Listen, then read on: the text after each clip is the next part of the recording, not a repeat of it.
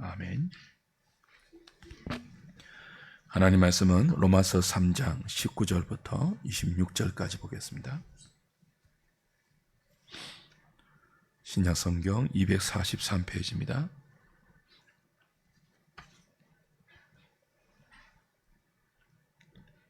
로마서 3장 19절부터 26절까지 제가 한 절, 여러분이 한 절 교독합니다. 우리가 알거니와 물론 율법이 말하는 바는 율법 아래에 있는 자들에게 말하는 것이니 이는 모든 입을 막고 온 세상으로 하나님의 심판 아래에 있게 하려 함이라.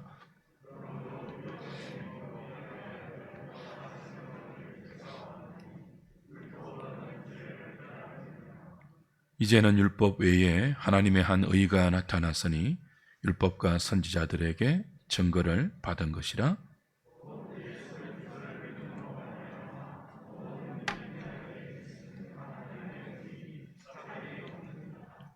모든 사람이 죄를 범하였음에 하나님의 영광에 이르지 못하더니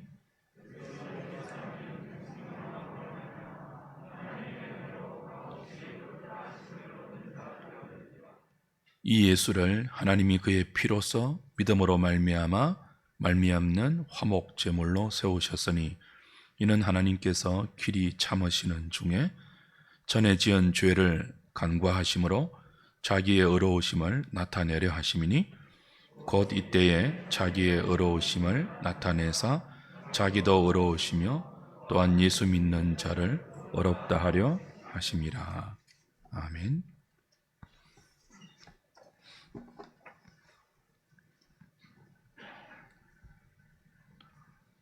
성경의 가장 중요한 진술 가운데 하나를 지금 우리는 대하고 있습니다. 이제는 율법 외에 하나님의 한 의가 나타났다 하는 로마서 3장 21절의 말씀이 바로 그것인데요. 많은 사람이 이 복음의 진수가 여기에 담겨 있다라고 평가합니다. 20세기 최고의 설교자로 알려진 마틴 로이드 존슨은 이 구절을 전하고 싶어서 로마서를 설교할 때 1장부터 하지 않고 3장부터 했다는 유명한 이야기가 있습니다. 크랜필드는 이 구절을 로마서의 중심이라 심장이라 했고, 레온 모리스는 지금까지 쓰여진 단일 문장 중에서 가장 중요한 문장이다, 그렇게 평가했습니다. 그만큼 3장 21절을 비롯해서 오늘 우리가 함께 읽은 본문에 중요한 의미의 반전이 담겨 있습니다. 지금까지 사도는 하나님의 진노가 임할 수밖에 없는 죄 아래에 있는 인간의 상태를 설명해 왔습니다. 하나님의 진노에서 우리가 구원받기 위해서는 율법과 양심이 요구하는 하나님의 표준에 도달해야 합니다. 그런데 목구멍부터 머리까지, 발끝까지 전적으로 부패하고 타락한 인간에게는 그럴 만한 능력과 힘이 없죠. 오히려 인간은 율법과 양심에 의해서 모두 죄인임이 드러납니다. 한 사람의 예외도 없이 율법 아래에서, 양심 아래에서 내가 죄인이다 하는 사실을 드러내게 되죠. 모든 사람이 죄를 범하였고 그 결과 우리는 하나님의 영광에 이르지 못하게 되었습니다. 의인은 없나니 하나도 없고 깨닫는 자도 없고 하나님을 찾는 자도 없고 다 치우쳐 함께 무익하게 되고 선을 행하는 자도 없고 하나도 없다. 사도의 인간을 향한 진술이었습니다. 여기에는 예외가 없죠. 돈 많은 재벌도, 많이 배운 학자도, 세상을 휘두를 만한 권력자도, 누가 보아도 부러움을 살 만한 인생도 예외가 아닙니다. 모든 사람은 죄인이며 그 죄 때문에 영원한 하나님의 진노와 지옥의 형벌을 받아야 합니다. 3장 21절에 오늘 이 중요한 진술을 말하기 전에 사도가 집요할 만큼 한결되게 설명했던 죄 아래에 있는 인간의 심각한 현실이 이러합니다. 모든 인간은 지옥을 향하여 질주하고 있습니다. 성경이 복음을 제시하기 전에 우리에게 인식시키고 있는 한결같은 내용이 바로 이것입니다. 예수 없는 인생의 심각한 처지, 그 심각한 형편을 말하고 나서 복음이 등장해야 복음의 참된 가치와 예수로 말미암는 구원의 참된 의미를 알게 됩니다. 이것이 있고 복음이 선포되어야 하나님의 사랑, 예수 그리스도의 십자가의 가치가 어떤 가치이며 그 은혜가 어떤 은혜인지를 제대로 알 수 있다는 뜻이죠. 로마서 3장 21절을 다시 보겠습니다. 같이 읽을까요? 시작. 이제는 율법 외에 하나님의 한 의가 나타났으니 율법과 선지자들에게 증거를 받은 것이라. 말씀드렸다시피 여기 우리말 성경에 빠져있는 번역이 하나 있죠. 이제는 앞에 그러나라는 반전을 이끄는 접속사가 빠져 있습니다. 왜 이걸 빠뜨렸는지 모르겠어요. 이 중요한 접속사를 왜 빠뜨리고 우리말 번역이 했는지 이해가 잘 안 되는 부분이죠. 3장 20절까지 희망이 없는 죄 아래에 있는 인간의 절망적인 상태를 사도가 설명해 왔습니다. 그리고 3장 21절에 그러나 하고 그러나 이제는 그 절망을 뛰어넘는 반전의 복음을 제시하죠. 반전을 강조하려면 그러나의 접속사를 살려야 하지 않겠습니까? 그래서 여러분의 성경에 그러나를 지금 적어 놓으십시오. 그러나 이제는 이렇게 읽으시는 것이 훨씬 좋습니다. 성경이 복음을 설명하는 방식이 그렇습니다. 모든 인간은 죄인이고 그 어떤 인간의 능력이나 방법도 죄 아래에 있는 우리를 구원하지 못했고 하나님의 심판에서 건져내지 못했지만 그러나 이제는 우리의 의가 아닌 하나님의 한 의가 나타나서 절망에 있는 우리를 건져 소망과 희망으로 옮겨 놓았다. 그러나 이제는 이 반전을 기억해야 복음이 복음됩니다. 하나님께서 우리의 절망을 바꾸기 위해서 지옥으로 가는 우리를 건지기 위해서 준비하신 율법 외에 한 의는, 여기 한 의는 하나님의 구원 방식이라고 말해도 되겠죠. 바로 예수 그리스도의 십자가입니다. 하나님은 당신의 독생자를 십자가에 내어주셔서 우리를 위한 속죄와 화목제물로 삼아 우리의 모든 죄를 그에게 담당시키셨습니다. 그리고 우리를 죄인된 우리를 죄 없다 하시고 어렵다 칭해 주셨습니다. 복음의 핵심이죠. 이 율법 외에 나타난 하나님의 한 의인 예수 그리스도는 여기 이제 모종의 모순이 존재하는데요. 율법 외에 나타난 하나님의 한 의, 율법 외에는 율법 바깥에 혹은 율법 우회로 그런 뜻이 됩니다. 근데 율법 외에 하나님이 준비하신 의인데 율법으로 인준을 받았대요. 생각해 보십시오. 하나님의 의로우심을 받으려면 하나님께서 율법을 통해서 제시하신 그 영광의 기준에 도달해야 하지 않습니까? 율법이 요구하는 의가 있지 않습니까? 하나님의 한 의거든요. 근데 그 외에, 율법 외에, 율법을 벗어난, 율법 밖에서 하나님이 준비하신 또 다른 의가 있는데, 그런데도 이 의가 율법과 선지자에게 정언을 받았대요. 율법과 선지자의 공인을, 인준을 받았대요. 율법을 벗어났는데, 율법 바깥에 있는데 율법으로부터 인준을 받았으니 모순이지만 이것이 우리에게 복음이죠.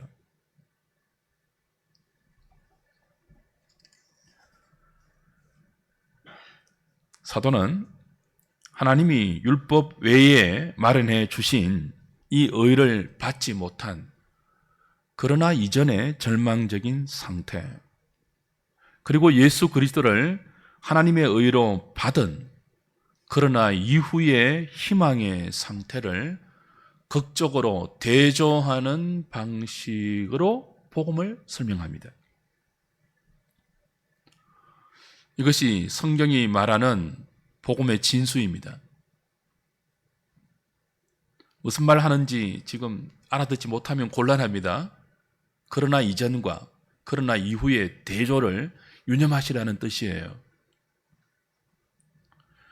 그런데 우리 주변에는 이 대조가 없는, 그러나 이전과 그러나 이후에 반전이 없는 복음이 많이 소개되고 있죠. 얼마 전에 끝난 나의 해방일지라는 드라마가 있습니다. 지지난주에 끝났습니까? 누군가 그 드라마 안에 기독교적인 메시지가 있다고 해서 살펴보았습니다.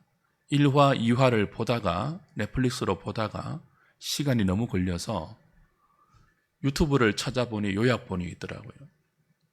그래서 잠시 보았는데 아직 다 보지는 못했습니다.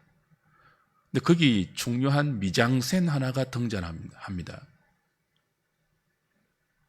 그 주인공들이 지하철을 타고 갈 때 지하철 바깥 풍경에 해방교회라는 교회가 등장하죠. 지나가죠. 그리고 그 교회의 그 외벽에 오늘 당신에게 좋은 일이 생길 것입니다 라는 슬로건이 보입니다. 하나의 작가가 내걸은 미장센인데요. 그 어느 날 고단한 일상을 끝내고 피곤한 몸으로 퇴근하는 그 주인공 중에 한 명의 눈에 해방교회가 들어와요. 그리고 그 교회가 크게 써붙여 놓은 오늘 당신에게 좋은 일이 생길 것입니다 라는 슬로건이 눈에 들어오죠. 그리고 툭 하고 한마디 내뱉습니다. 보신 분 계세요? 좋은 일은 개뿔, 그렇게 말합니다. 세상도 나름 해방을 소망합니다. 모든 사람은 자신의 무의미한 일생, 불편한 인간관계, 기타 고통스럽고 힘든 자신의 삶에서 나름 해방을 갈망합니다. 일종의 구원의 열망이죠. 교회가 해방을 갈망하는 세상을 향하여 복음을 던지는데요. 그 교회 이름이 해방교회입니다. 미장센 맞죠? 그 해방교회가 해방을 바라는 세상에게 내건 슬로건이 뭐라고요? 오늘 당신에게 좋은 일이 생길 것입니다 예요. 예수 믿으면 좋은 일이 생긴다, 뭐 그런 뉘앙스죠. 근데 교회가 해방을 꿈꾸는 인생에게 예수 믿으면 좋은 일이 생긴다로 접근하면 그 결과가 무엇일까요? 아멘일까요? 개뿔입니다. 사람들도 알죠. 인생이 힘들다는 것은 모든 사람이 알아요. 보편적인 경험 아닙니까? 그리고 조금만 의식이 있으면 그 고달픈 인생에 종교가 좋은 일을 보장받는 특효가 아님을 조금만 의식이 있으면 다 압니다. 신앙이 없어도요, 조금만 의식이 있으면 모든 인생은 고단한 인생에 좋은 일이 생기는 특효로 종교가 발동하지 않음을 안다고요. 그런데도 아직 우리 주변에는 예수 믿으면 좋은 일이 생긴다로 복음을 소개하고 또 정작 자기 자신들도 복음을 그렇게 이해하고 있는 해방교회의 아류들이 많이 있습니다. 그 결과 지금 한국 교회는 세상으로부터 개뿔 취급을 받고 있죠. 그러나 이전에 죄 아래에 있는 인간의 절망적인 상태, 그러나 이후 예수 그리스도로 말미암아 죄에서 해방된 구원의 대조가 없이 지금보다 나아집니다. 지금보다 좋아집니다. 그 대조로만 복음을 소개했기 때문이죠. 옛날에는 슬펐는데 예수 믿었더니 기뻐졌다.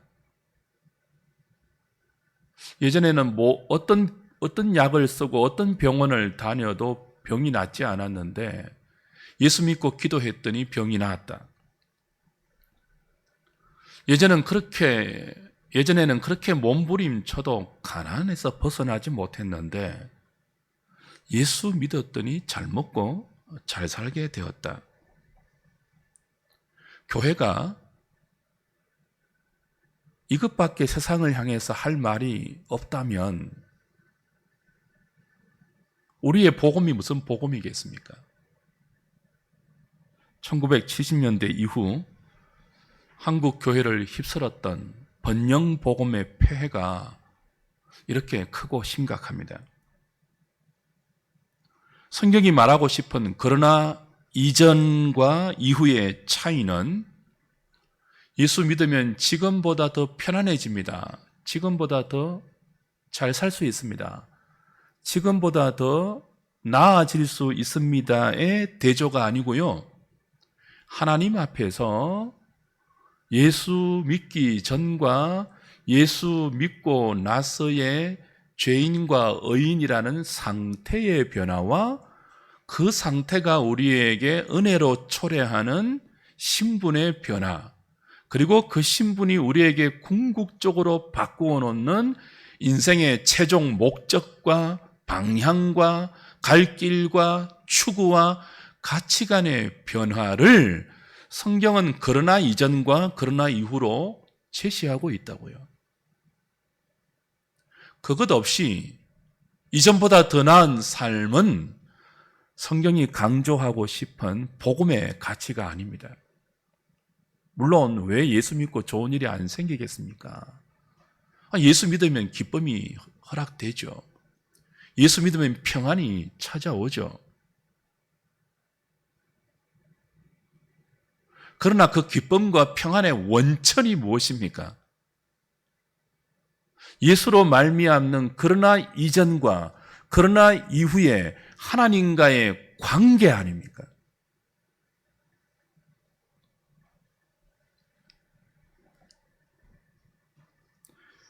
하나님과 단절된 관계에서 화목 제물로 십자가에 돌아가신 예수로 말미암아 하나님과 회복된 이 관계의 원상복귀, 관계의 더 풍요로워짐, 그리스도 안에서 하나님을 아버지로 믿고 의지할 수 있는 복된 자녀의 관계, 그 자녀의 관계에서만 추구할 수 있는 하나님의 의와 진리와 생명과 아름다움과 복됨과 존귀함, 그 반전이 없이 무료하던 인생에서 즐겁고 신난 인생, 오늘 나에게 좋은 일이 생길 것이라는 막연한 기대감,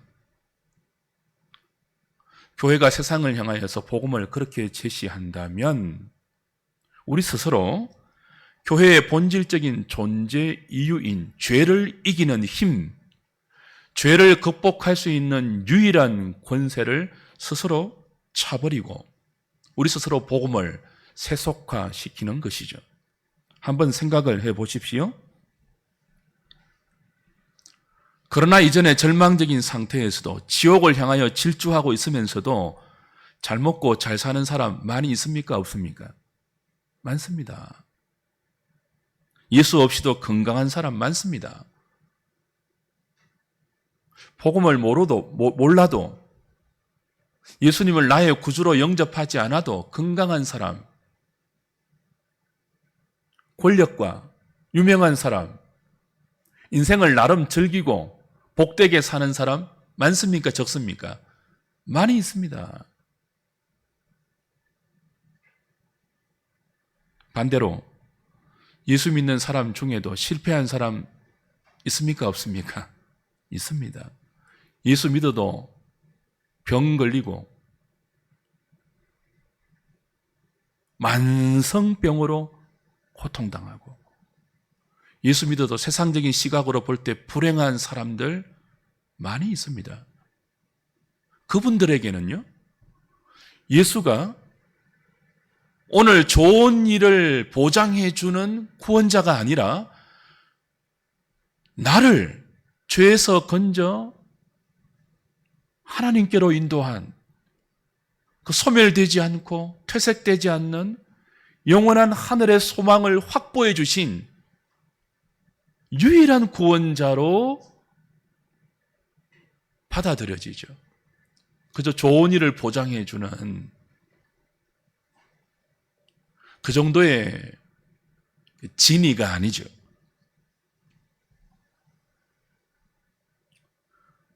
오늘 저와 여러분들은 로마서가 우리에게 가르치고 있는 이 그러나 이제는 으로 대조되는 복음의 본질을 잊어서는 안 됩니다. 영원한 지옥의 절망적인 상태에 있는 우리를 복음에 나타난 하나님의 의로 예수 믿게 하시고 구원하신 하나님의 목적이 있습니다.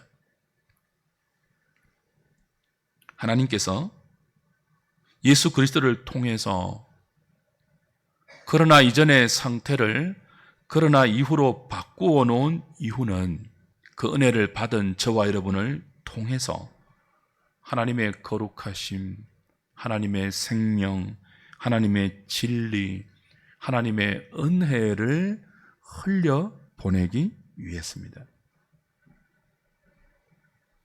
그것을 외면한 채 기독교 신앙을 오늘 좋은 일이 생긴다 정도로 소개하고 이해하면 우리를 향한 하나님의 사랑을 끝없이 오해할 수밖에 없습니다. 이건 우리만의 문제가 아니죠. 구약 이스라엘 백성들도 그랬습니다. 말라기 1장 한번 가보십시오. 구약 성경 마지막 말라기 1장.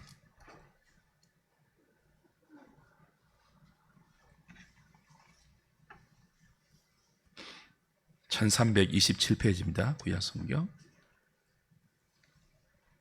여호와께서 말라기를 통하여 이스라엘에게 말씀하신 경고라. 여호와께서 이르시되 내가 너희를 사랑하였노라 하나 너희는 이르기를 주께서 어떻게 우리를 사랑하셨나이까 하는도다. 나 여호와가 말하노라. 에서는 야곱의 형이 아니냐? 그 다음 뭐가 나와요? 그러나가 나와요. 그러나 내가 야곱을 사랑하였고 에서는 미워하였으며 그의 산들을 황폐하게 하였고 그의 산업을 광야의 이리들에게 넘겼느니라. 하나님은 이스라엘을 사랑한다 하십니다. 우리를 사랑한다 하십니다. 그런데 이스라엘이 그런 하나님께 반문하고 대들죠. 언제 우리를 사랑했습니까? 어떻게 우리를 사랑했습니까? 말라기는 하나님의 사랑을 믿지 못하고 되들고 반문하는 이스라엘 교회를 꾸중하는 구약 성경의 마지막 책이죠. 하나님은 이스라엘을 애굽 땅에서 큰 기적과 능력으로 건져내었습니다. 그리고 저들이 짓지 않는 집과 심지 않는 과실을 먹는 약속의 땅으로 들여보냈습니다. 그렇게 하나님의 은혜로 애굽을 나와서 광야에서 훈련받고 가나안으로 들어간 이스라엘은 하나님을 배신했습니다. 하나님께서 은혜로 구원하신 그리고 약속의 땅에 들여보낸 목적을 잊어버리고 그들 안에 있는 세상적 욕망을 향하여 하나님을 우상처럼 사용했습니다. 그 결과 그들은 하나님의 징계를 받죠. 바벨론에게 망하고 70년 동안 포로 생활을 하게 됩니다.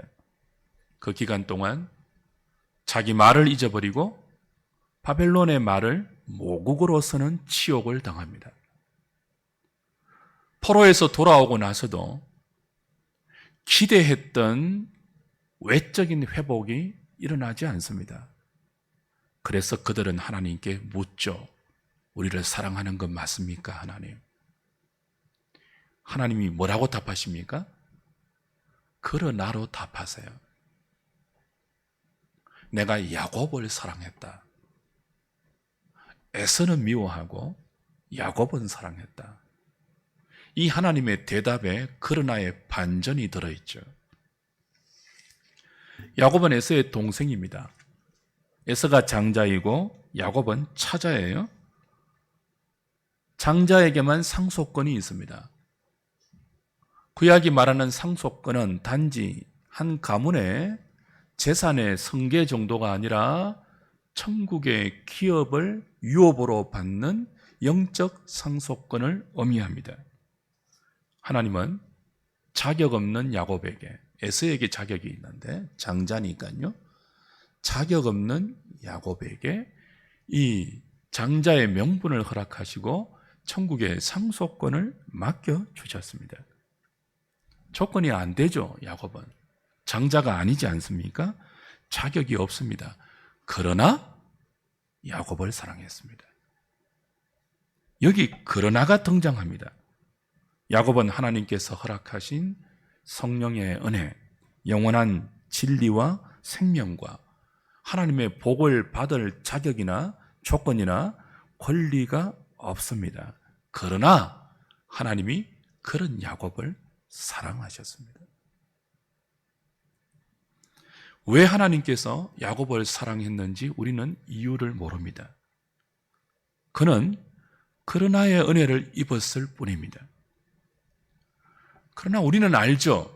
하나님께서 야곱을 그러나의 은총으로 불러 언약 백성 삼으시고 천국의 장자권을 기업으로 주신 그 목적을 우리는 압니다.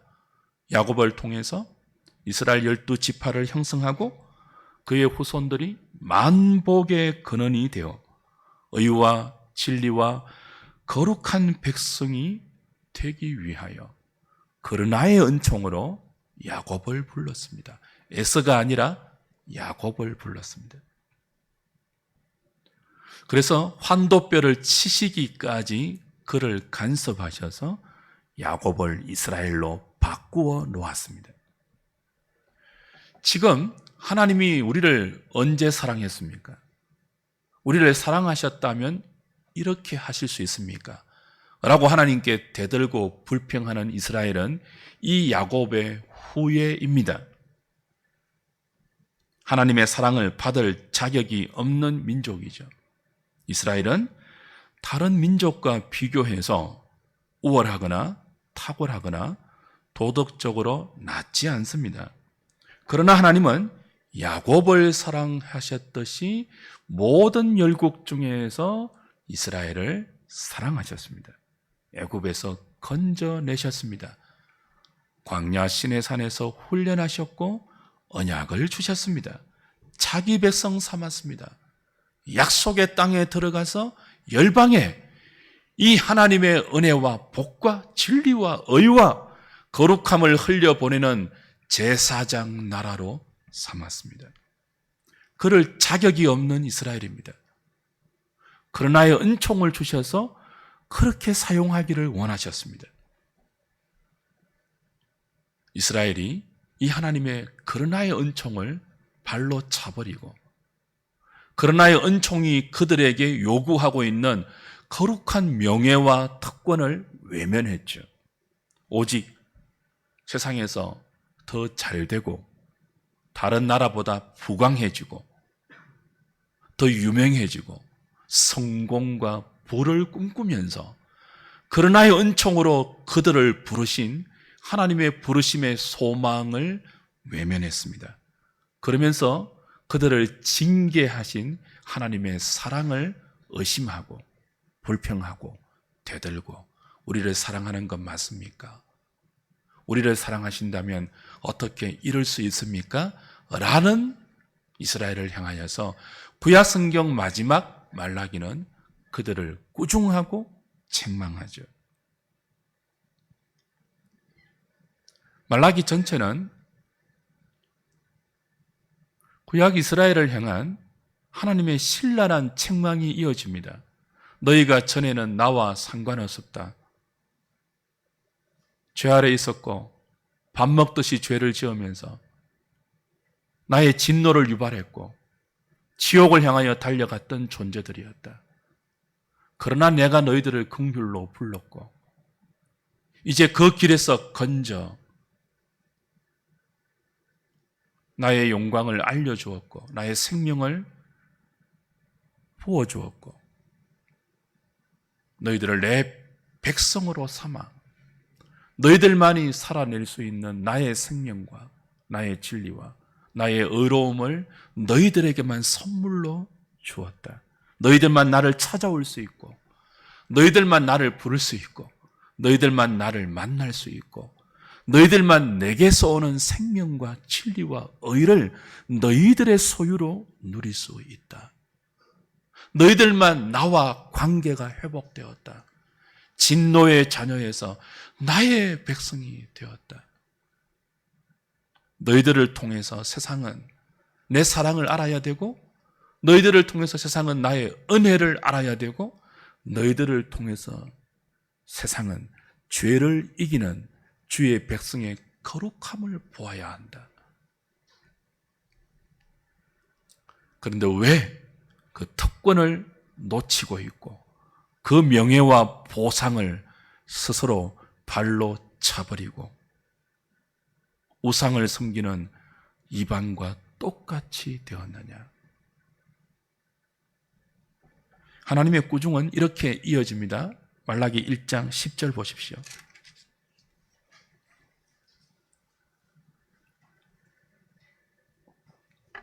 같이 볼까요? 시작. 만군의 여호와가 이르노라. 너희가 내 제단 위에 헛되이 불살하지 못하게 하기 위하여 너희 중에 성전문을 닫을 자가 있었으면 좋겠도다. 내가 너희를 기뻐하지 아니하며 손으로 드리는 것을 받지도 아니하리라. 너희 중에 성전문을 닫을 자가 있으면 좋겠다. 내가 너희를 기뻐할 수 없다. 내가 너희가 손으로 드리는 모든 제물과 예배를 받을 수가 없다. 성전문을 닫을 자가 너희 중에 나오면 좋겠다. 얼마나 하나님께서 이들의 헛된 예배와 헛된 종교를 싫어하시고 미워하셨으면 너희 중에 성전문을 닫을 자가 있으면 좋겠다 그렇게 탄식하시겠습니까? 우리만 갯불이 되어 있지 않고 구약 이스라엘도 갯불이 된 것입니다. 오죽했으면 하나님께서 야 성전문 닫아라. 나 너희들이 그 성전에서 드리는 예배를 차마 보지를 못하겠다. 그 헛된 예물과 나를 우상처럼 취급하면서 그 헛된 종교로 나를 모욕하는 그 제물과 그 제사, 그 예배, 그 찬송, 그 기도 못 받아주겠다. 그렇게 말하는 장면이에요. 구약 이스라엘이 왜 이렇게 되었을까요? 로마서 식으로 말하면 그러나 이제는으로 대조되는 복음의 가치, 하나님의 사랑의 가치, 하나님의 은혜의 목적을 다 잊어버렸기 때문입니다. 주 안에서 사랑하는 여러분, 우리도 처음에는 그렇게 기독교로 입문할 수 있습니다. 해방교회가 내건 슬로건처럼요.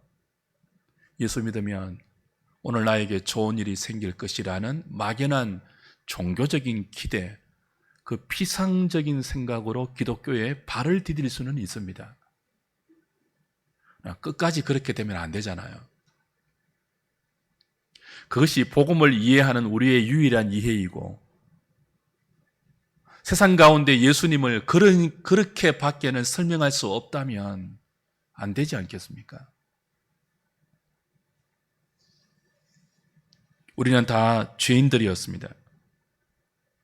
하나님의 거룩하심과 높으심을 배반하고 우리의 욕심을 따라 모든 더러움 속으로 우리 스스로를 던져버렸던 진노의 자녀들이었습니다. 그 죄와 허물을 씻을 능력이 우리에게 없었습니다. 우리 마음에 선을 찾는 것도 없었고 하나님을 구하지도 않았고 선을 행할 능력도 없는, 하나님의 영광에 이르지 못하는 죄 아래서 죽어가는 존재가 저와 여러분이었습니다. 그러나 이런 우리를 하나님이 사랑하셨습니다. 왜 나를 사랑하셨는지 이유를 모르겠지만 에서는 미워하셨고 야곱을 사랑하셨듯이 수많은 인생들 가운데 하나님께서 우리를 그러나의 은총으로 찾아오셨습니다. 어느 날 내가 꿈꾸고 바라지도 않았는데 복음이신 예수 그리스도가 우리의 마음 안에, 인격 안에, 성품 안에 쑥 하고 들어오셨습니다.